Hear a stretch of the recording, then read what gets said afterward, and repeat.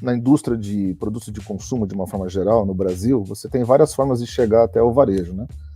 Então, o que a gente chama de go-to-market, né? Ou acesso ao mercado, né? Então, você tem a indústria vendendo diretamente para as grandes redes, você tem a indústria vendendo direto ou indiretamente para as médias redes, né? Para as médias contas, os médios clientes. Isso serve para qualquer canal de distribuição, né? E para qualquer modelo de negócio, para qualquer tipo de varejo. E você tem aquilo e a gente tem o que você comentou, que é o atendimento ao pequeno varejo através dos intermediários, né?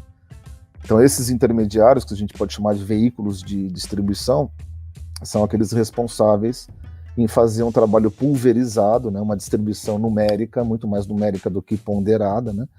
Uma vez que a indústria não conseguiria fazer com o seu modelo logístico, né, em função de toda a complexidade, principalmente de custo, né?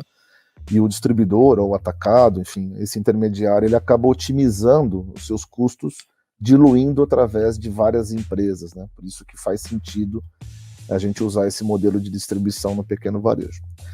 O que você comentou é um grande desafio, né, que é fazer com que essa inteligência que, via de regra, chega até as grandes contas, porque existe uma relação direta entre indústria e varejo, existe uma relação piramidal, né, que a gente fala que você tem vários pontos focais, né? Então são departamentos falando com departamentos, às vezes é trade marketing falando com trade marketing, vendas falando com compras, marketing falando com marketing, né? Então você profissionaliza essa relação entre indústria e varejo quando a gente fala esses formatos maiores, e naturalmente a mensagem chega limpa, né? E eles acabam se aproveitando de fato desse conhecimento todo, né? E eles também se especializaram, né? As grandes contas hoje também têm os seus departamentos de marketing, também têm os seus departamentos de trade super bem estruturados e modernos. Quando a gente vai para o pequeno varejo, realmente a dificuldade é muito grande, exatamente por esse ponto que você comentou. Essa intermediação acaba gerando também um filtro, né, muito, muito importante nessa relação, né? E aí a gente percebe nitidamente que o pequeno varejo não recebe as ferramentas e essa inteligência que a indústria consegue disponibilizar.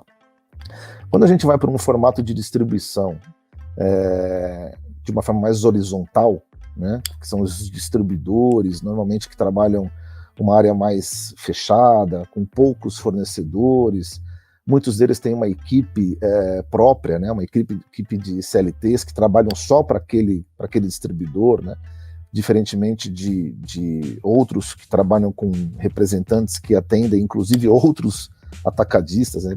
É muito comum você ter um representante trabalhando para o atacado A, mas ele também trabalha para o atacado B, C e D, né?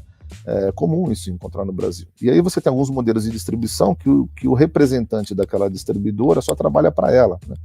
Então você consegue ter muito mais, eu diria, profissionalismo nessa relação, e você consegue capacitar melhor esse profissional, e aí obviamente que melhora essa capacidade dele levar essa mensagem para o pequeno varejo.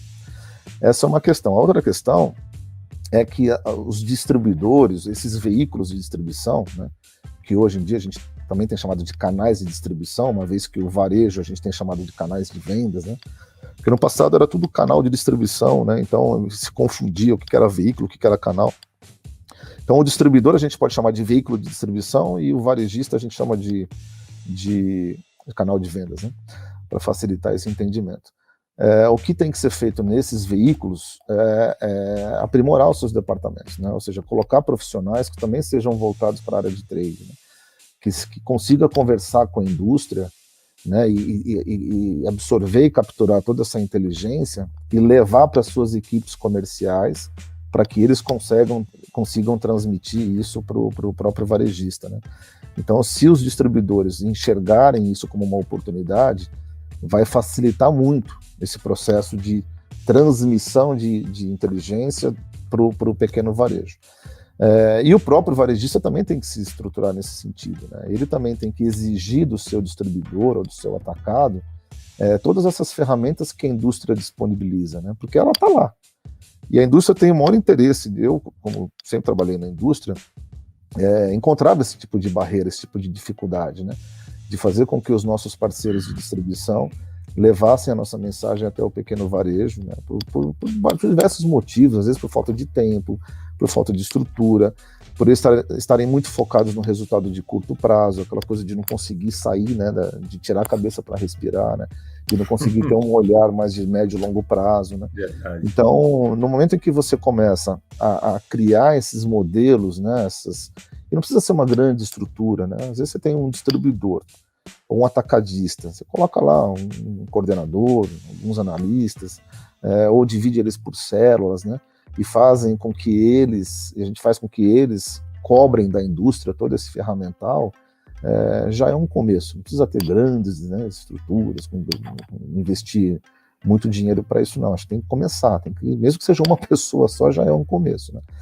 E para complementar esse seu ponto, eu diria o seguinte: mesmo que esses distribuidores não tenham uma estrutura voltada para trade marketing, a gente pode ter o quê? Uma cultura de trade marketing instalada na distribuidora. E aí o próprio vendedor, o próprio representante, ele passa a ser um representante também do trade marketing, né? das atribuições de trade marketing. Ou seja, ele sai daquela relação transacional que é só sell-in e o que vai hoje, né? E aí, Manuel, o que vai hoje, né? É um catálogo com 2.000 itens, ele vai lá só ticando, né? Isso aqui manda uma caixa, mas não. O próprio vendedor, ele passa a ser um agente multiplicador dessa inteligência, né? E ele pode sim ser treinado e capacitado pela indústria diretamente. Então, assim, se eu não consigo desenvolver uma estrutura, um departamento, então que eu use a minha equipe comercial como esses provedores, vamos dizer, desse ferramental todo que a indústria pode disponibilizar, né? Mas não tenha dúvida que é um grande desafio. E um outro ponto que você comentou que é super interessante é esse alinhamento da estratégia, né? Então, você falou assim, às vezes a indústria faz um comunicado, ela tem uma mensagem, quando você vai no pequeno varejo, essa mensagem está totalmente distorcida. E isso é muito comum acontecer, né? E o ideal seria que você tivesse esse alinhamento na comunicação até o pequeno varejo, porque você ficava potencializando toda aquela fortaleza que a marca tem. E é o que você falou, alguém estudou, alguém pensou, investiram milhões de reais em pesquisa, né? Então, se a indústria resolve colocar um papagaio para comunicar o seu produto, é porque tem algum motivo para aquele papagaio, né?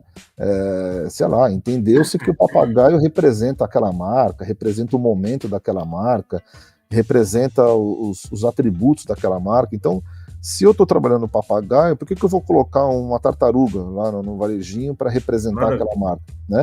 Então, vamos tentar fazer com que essa linha de comunicação ela seja única até lá na ponta, independentemente do tamanho do varejo, porque você acaba potencializando e aumentando a chance de melhorar o seu sellout, né? Lembra que eu falei de que o trade marketing ele tem inúmeras variáveis, né? Acho que nem sei se eu falei do sellout como dentro desse contexto, mas se no final do dia eu preciso melhorar o resultado, então o que eu preciso fazer para melhorar o resultado? Esse alinhamento na mensagem, na comunicação é fundamental.